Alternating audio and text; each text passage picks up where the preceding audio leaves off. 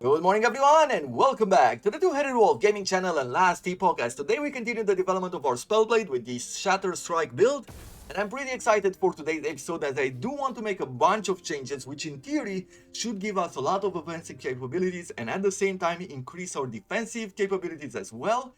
And theory is not enough, so we'll have to put it to the test while fighting a level 85 boss and then running a level 90 map, and we shall see how we can handle those challenges when we are at level 74. With this in mind, let's get started. And first things first, I want to make a first change, which was actually an idea from the comment. This one is from Justin R. Shout out to you, dude. He brought a great idea. Why am I not using Snap Freeze? This is an ability which I dismissed very early on because I just didn't like how it felt. However, taking another look at it when he has given the suggestion, I saw that it actually could work really well with what we're doing.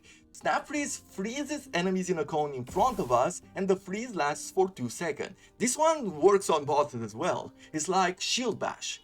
And 20% of the remaining cooldown recovered whenever we freeze an enemy, including with Snap Freeze itself, and this effect can occur a maximum of 2 times each second. So not only we can freeze enemies in place, whenever we are applying freeze with any of the other skills, we can get up to 40% cooldown recovered or reduction on Snap Freeze, thus allowing us to freeze enemies one more time. And this is awesome. I have also taken a look to see if I could specialize it in a meaningful way, and at the moment I can't say that I found anything of true value. Maybe a bit more freeze duration over here, or to go in this direction where we have a 100% chance to frostbite the enemy, but overall I don't see this as an ability which we should be specializing in. But what we can do is that we can actually throw it on our skill bar. Elemental Nova is an ability that we are using, but we don't need to have it on our skill bar, because right now with Enchant Weapon we are automatically casting Elemental Nova whenever Enchant Weapon is activated, right? And we have an automatic recast on Enchanted Weapon every time it runs out. And then we also have the Frostclaw ability here, where we have Celestial Conflux. Elemental Nova has a 28% chance to trigger wherever the projectiles touch a target or hit a target, right? So we're casting this automatically, and I'm not really casting Elemental Nova passively. So it's a great moment to throw in Snap Freeze, and we can use it on the battlefield just like that. We can freeze enemies in place whenever we feel like it's the right moment to do so, and we can keep fighting them. And I feel like this is such an awesome idea. Once again, cheers, dude. Cheers, Justin R. That is a great suggestion. Then let's go to passives. And what I want to do today is I actually want to try to equip 2 swords. I said that I wouldn't dual wield just because I have this shield which increases the freeze rate multipliers. But then I thought, why shouldn't I try it? Since I am looking for a lot of damage, why shouldn't we at least try to go with dual weapons and see how it feels?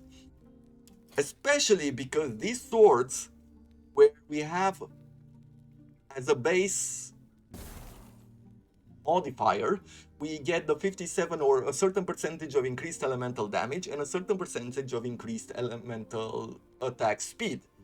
So this makes our attacks very quickly. Well, what if we were to use a similar sword in the offhand? This is not the best one that we could ever find, but it's the best one that I have at the moment. And we are moving now from 3600 damage on Shatter Strike to 10,500 damage per second. And I think that this is going to be awesome. This helps us not only in the offensive capabilities, but also in the defensive capabilities. Because if we're gaining ward on hit, having multiple attacks per second is going to help us a lot. And I think it's going to be absolutely great. As far as gear goes, I am going to replace the boots which I'm running with right now, just because I have these other boots where I'm getting a bit of health per second, 80 intelligence, which will increase our ward retention, and we also have some ward decay on these boots. Overall, I feel like these boots should be better than what I'm running with right now. I also found these gloves. I like what they're offering. Basically freeze rate multiplier and some cold resistance. There's also some critical strike avoidance and a bit of base block, offering us, you know, it's not the same at the same level as the shield, but still a 3% block chance can help every once in a while, especially when we are attacked by multiple mobs. And finally, I want to throw in this mage helmet here, because it has 28% elemental resistance, 58% physical resistance, and 31% increased melee elemental damage. And I like that. Plus, the helmet itself offers us 68% of our mana spent gained as ward. And overall, yeah, I might lose one from enchant weapons, but that is totally fine, because when we're throwing in this helmet, we should gain a lot more ward and thus increase our survivability. There are a few more items here, but we're not going to talk about them right now because I don't want to replace them just yet. We'll fight the boss, then we'll try to run a map, and then we'll talk about this and see if we make further changes to the build. I don't want to make like these crazy changes. And this is the character which we're running with right now. The only thing which I'm truly missing at the moment is necrotic resistance, which at times can be very dangerous. I kept this ring, which I found in a store, where I get a base of 40% necrotic resistance, some ward decay, and the freeze rate multiplier plus cold resistance. There's not a lot of forging potential to it, but I just wanted to have it somewhere here in case I need to replace the ring when fighting some sort of necrotic boss. But with that in mind, let's keep going here with our passives as well. And we have a few choices that we might want to do. Like, one of the things which I wanted was to invest a point here in Elemental Strike, giving us that 10% chance for cold melee attacks to shield enemies. You know, we're getting an extra effect here, and I said, like, why not? Let's do that as well. I would get 2 more points here for ward gain when hitting an enemy, and plus we're getting 15% more speed to our attacks. And I would really like to have more speed, of course, more ward gain, especially as we're pushing towards empowered monoliths. And then I am thinking that maybe the next element which we should go for is actually getting this critical strike increase. There's nothing else that I truly want. We could get, of course, a few more multipliers, a few more base damage on cold as well, or ward gain. For example, this one, you gain ward whenever you use an elemental melee attack and hit at least one enemy. We could push this even further, but I am thinking, let's start investing in critical strikes at this point, because there's still about 26 levels which we could invest in passives, and there's time to maximize some of these defensive capabilities as well.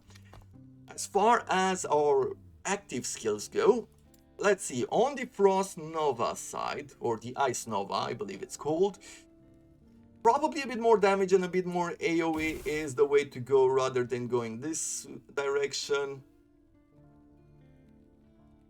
Or we could try to gain Elemental Nova hits have a chance to grant ward gain 20 per point, and ward chance 7%. You know, it's not the biggest, but I guess every effect adds up.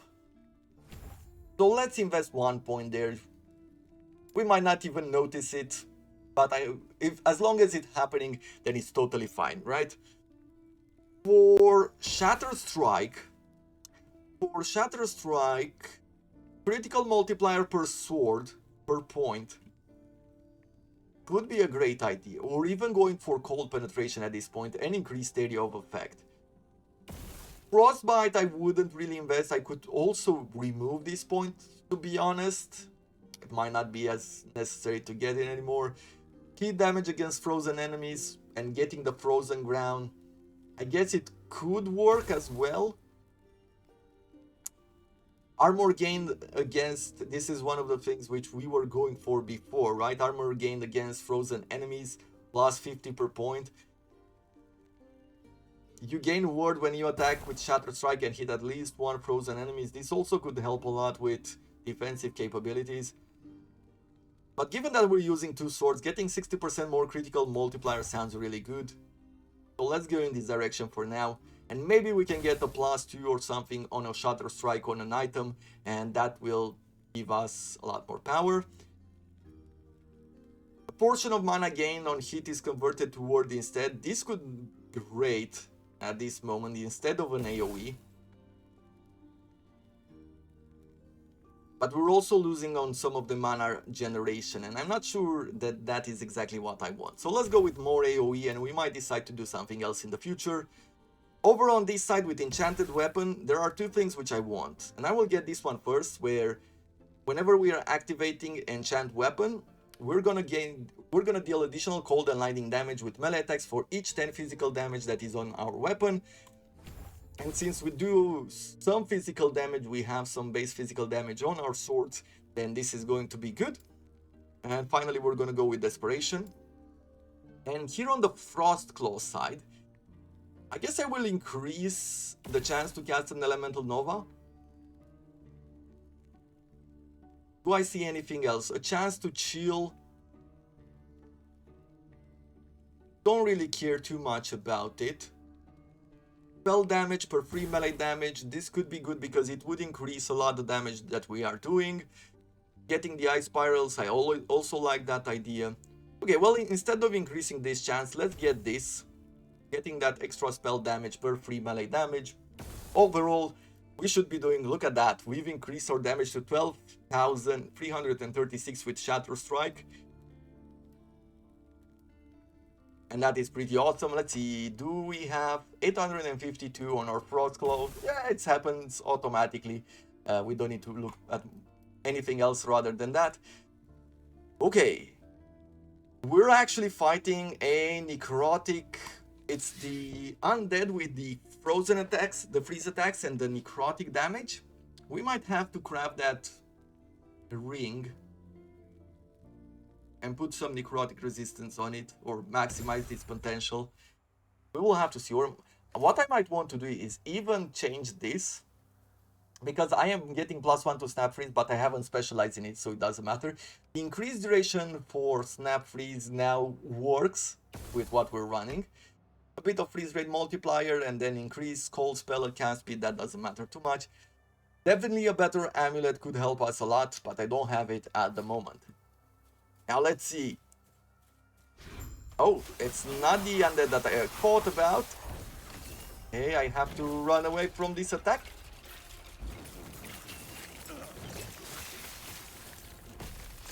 And look at that. How we're freezing the boss in place. If you are looking for... Okay, we might need some necrotic resistances here.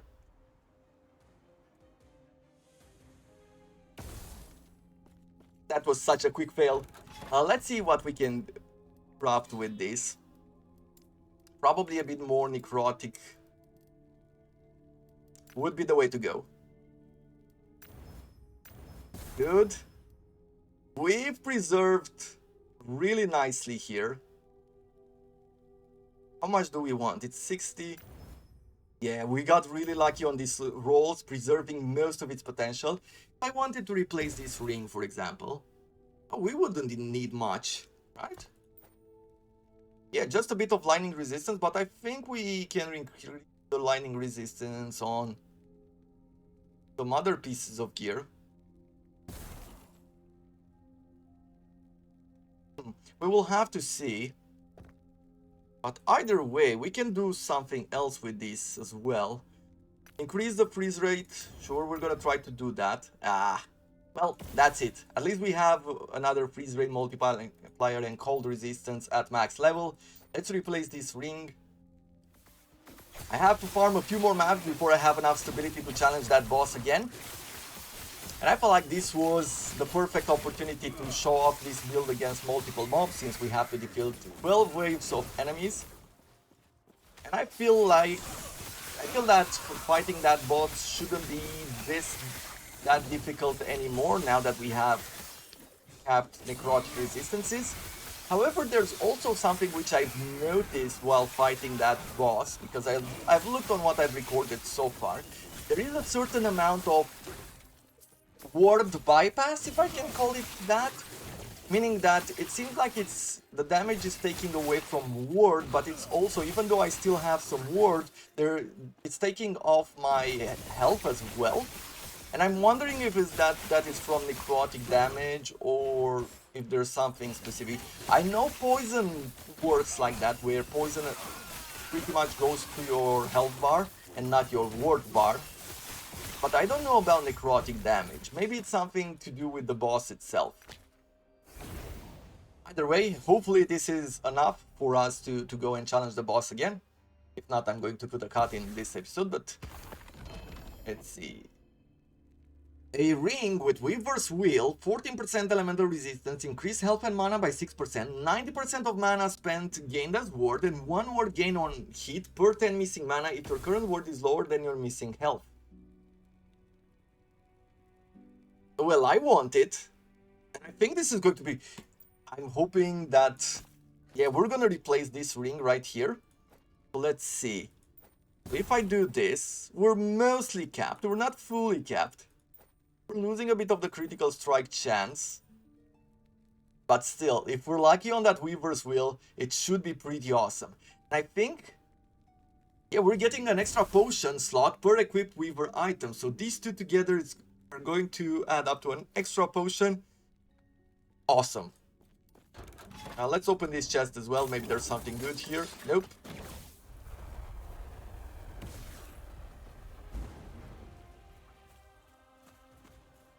So here we are again, midway through the battle, when things are starting to become a bit more challenging. Whenever the monster is doing this shake attack, what you can do is that you can use Snap Freeze to stun him, and it stops him from shaking more of those explosions on the ground. I think you can also use the Warcry ability on the Primalists, something we've seen in the past, or the Shield Bash or things like that. To stop. There's always certain ways in which you can stop some partial attacks whenever you are fighting one of these bosses. Now I have been looking at when does ward happen, so I would say pay attention to that just to see when it happens, and it seems like it happens in this circle right here. Basically you start to get damaged on your health instead of the ward. And also I think in these circles, it seems, yeah, just like that. Maybe those circles, in those circles there is poison, and since I have 0 poison resistance, it's one of the reasons why I'm taking such high levels of damage from it. Okay, apparently we can stop that circle as well, or at least until, yeah, until it's not frozen anymore.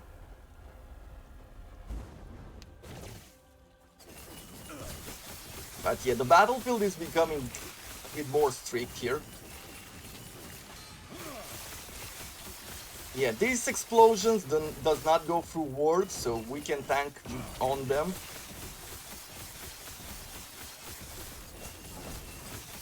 Okay, I'll freeze him again. Okay, he's doing that circle thing, so let's move away from it and get once again up close and personal.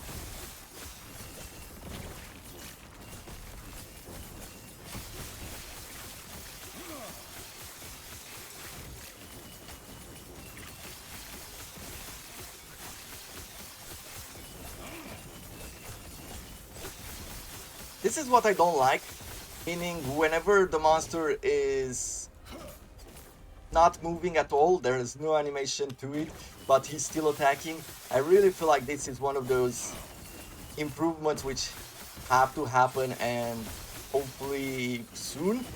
I really believe that the game needs it.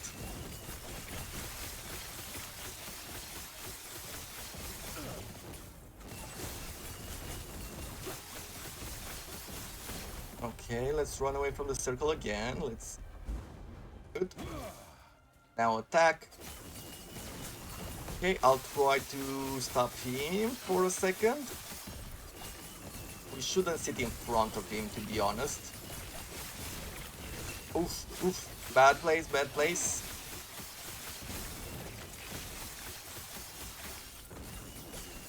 Yeah. Well, I don't want to talk too quickly, but I think we have this. However, I have failed before when the enemy had very little life left, so knock on wood that we're not gonna die this time.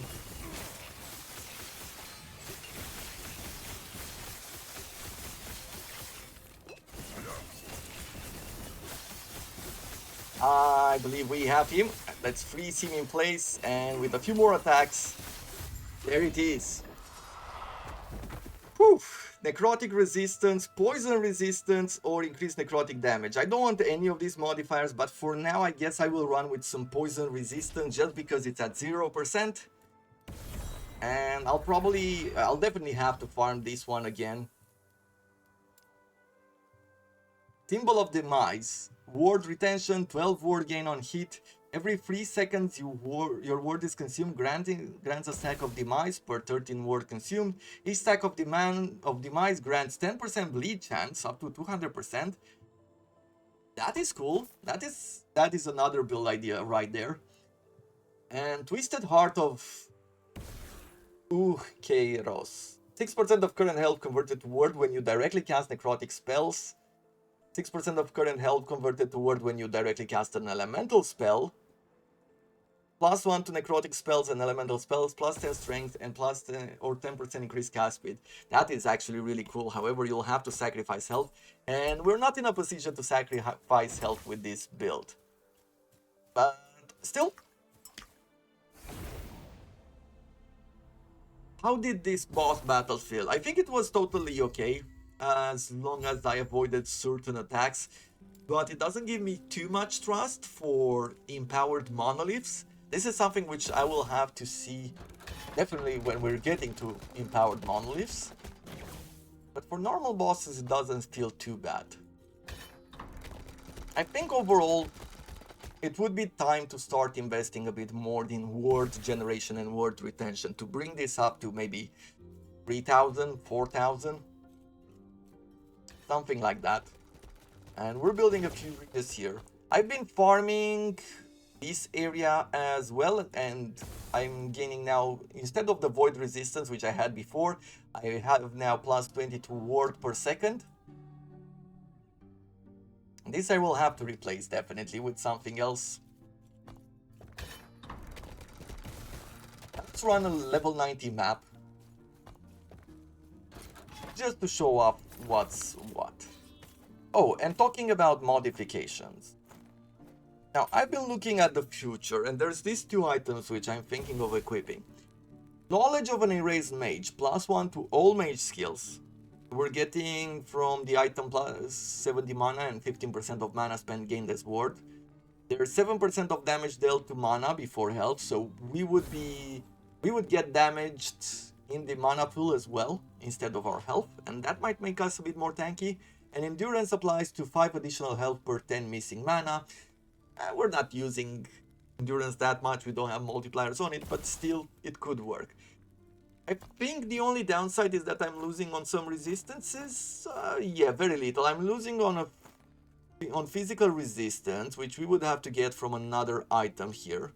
But that would be another Weaver's Wheel item, which in turn would mean that we get an extra potion. We would be at +6 potions. And I feel like that might be good. I'm not losing a whole lot more. I guess I'm losing on void resistance as well. It's a bit unfortunate. I definitely need to find myself an amulet, which I will have to craft into void resistance, maybe physical resistance, rather than throwing in damage. I feel like that might be the case. At this moment, because I don't have this with a critical strike chance. Oh no. I am still getting about 12,000 damage whenever enchant weapon activates. Okay. Oh, and then I have this unique sword, but I'm curious to try out at least. I don't know if I really want to try it out or to use it, but besides the 54 base melee damage, our melee skills consume up to 1253 ward, gaining +1 melee damage per 10 ward consumed.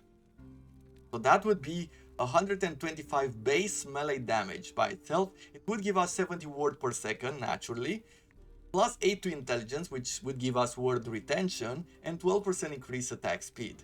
So in a sense, It would be slower than the swords which we are running with right now, but it might still be strong if we were to go forward with them. Let's see, can I not forge this into something else? Chance to chill, I wouldn't care. Spell damage, maybe. And over on this side, probably go for some melee cold damage. Parry chance would increase our defensive capabilities. Melee damage, leech test health, I wouldn't really care for that. Damage over time, critical strike chance. Shall we throw in a bit more critical strike chance? Instead of cold damage. Let's try it. Now, is it great? What would be the multiplier? 215. I think cold damage would be better.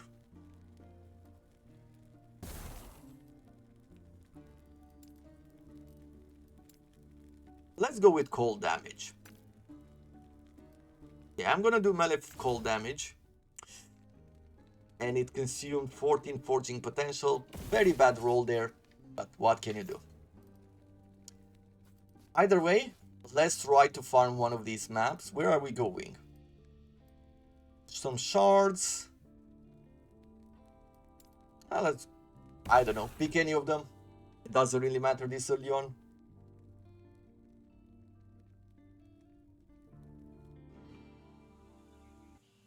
Let's see it at work. Yeah, in running maps, we definitely don't have any problems. Look at the amount of word generation that we are getting there. This is against level 90 enemies. This one seems to be tankier. Okay, I can freeze them like that. Shatter them into pieces. You can see that we're still getting haste, so that means that we are killing them instantly. I think these enemies also have cold resistances. For these ones, it's pretty much melted.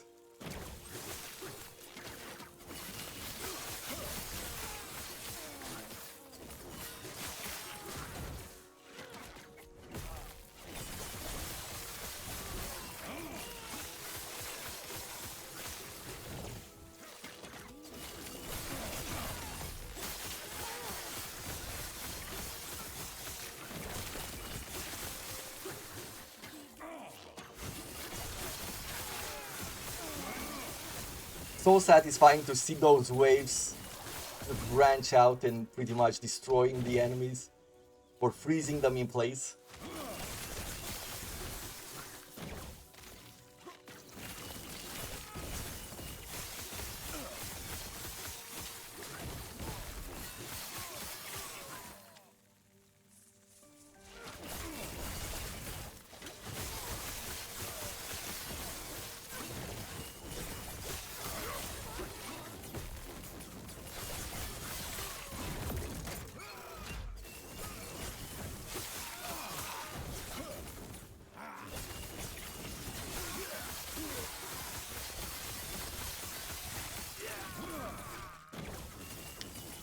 There's one thing that I can say, even on these monsters which don't instantly die, is that I'm not afraid of dying.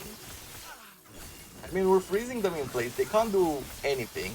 We just need to figure out a way to get a lot more damage going forward. Be careful with some of these attacks like those. Even if you have max resistances and stuff, they can still be very deadly. As you can see, that circle took a lot of the health bar. Yeah, but look at this. What it means not to have fire resistance or cold resistance, right? There it is. Easy maps, easy farming.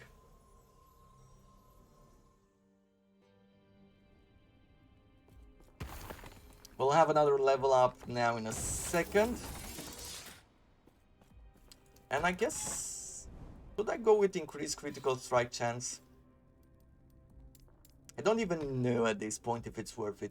Like, what would be the perfect weapon? If I had to say, like, thinking long term. We would have a weapon like this. This would be the base, because it gives us increased elemental attack speed and damage, and that helps us a lot.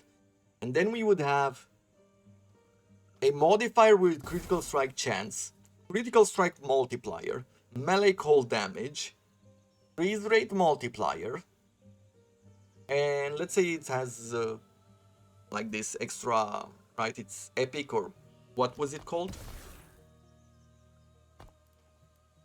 Exalted. So it has exalted potential, and then it would add one more thing on top of it. Maybe increase cold damage multiplier or something like that. I guess that would be the perfect weapon. Font of the Erased is providing us with +1 intelligence, and that is a good modifier right there. Let's also add this extra point since we've got it from the relic. Do I want more ward gain? The chance to gain ward is not applying really. So we're just gonna go with AoE. On Shatter Strike, we're now going... Oh, we need to invest one more point here on cold penetration, and we're getting extra area of effect, so that is not bad. But then we're gonna get the critical multiplier per sword. We could even remove something like this, word gain and mana efficiency. We can remove Frostbite. I said that Frostbite is not really helping us in this situation. Even though it can stack up very high and do a lot of damage, as it increases the chance to be frozen. Each increased chance to be frozen by 20%. Okay, then we might want to keep this here. Maybe we can remove some points from the freeze rate multiplier and actually just go like this, like fully invest into this one. Maybe that is the right idea. Let's try to do the mana gain, 25% of mana gain turn into ward gain, and just see what happens once I do that, if I'm happy with the mana generation or I'm not happy anymore with it. For this one, we're gonna go, you deal increased elemental damage with melee attacks proportional to how much mana you are missing when enchant weapon is activated. Oh, we need one more point here. But we still have one more level, so at least we know that we are gonna get Desperation.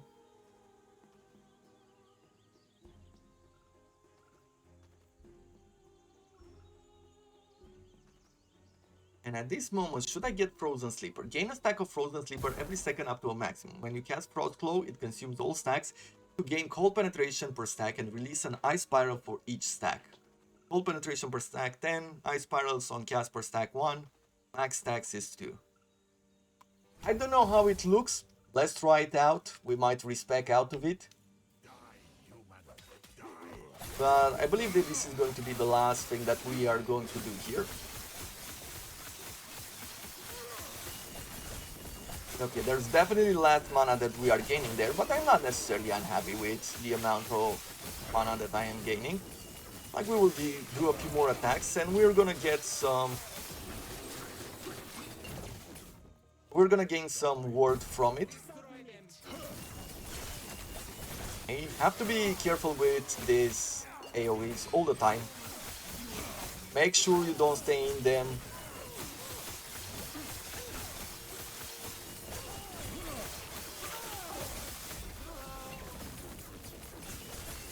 Okay, let's try to clear these mobs out before taking care of the boss.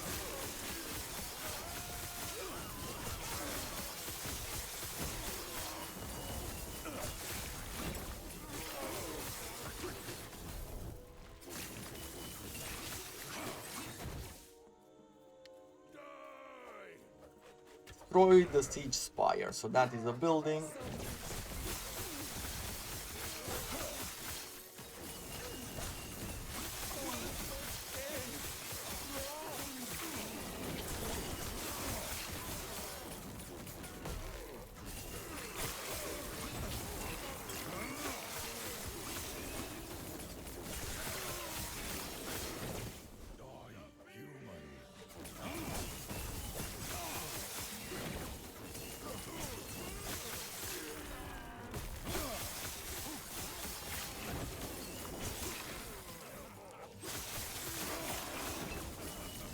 at this moment using Mana Strike, we can definitely feel the difference where we are getting ward instead of mana. I think it's sort of a preference. It doesn't seem like it's generating so much ward that is super necessary.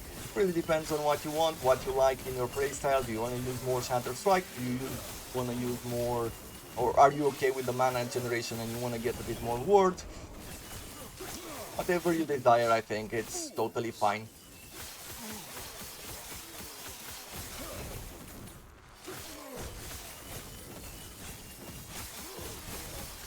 I think I will prefer having quicker mana generation rather than the ward.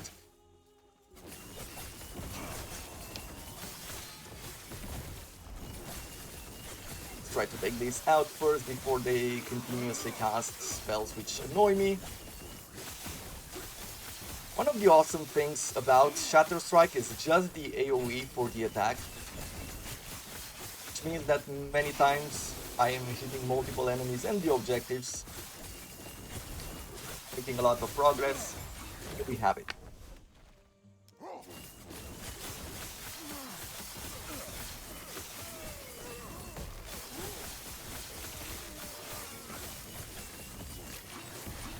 That's it, the map. As far as an upgrade here, what am I going to do? Should I go further with critical strike chance? Yep, let's fully commit in this direction. I might respec out of it, I might change my mind next time, but we shall see. For the moment, this is going to have to be it for this episode. Hope you have enjoyed it. If you did, do consider leaving a like. Helps me, helps the channel grow. If you have any other thoughts or any feedback about this build and what's going on here, let me know. And until tomorrow, I wish you all to have a wonderful day.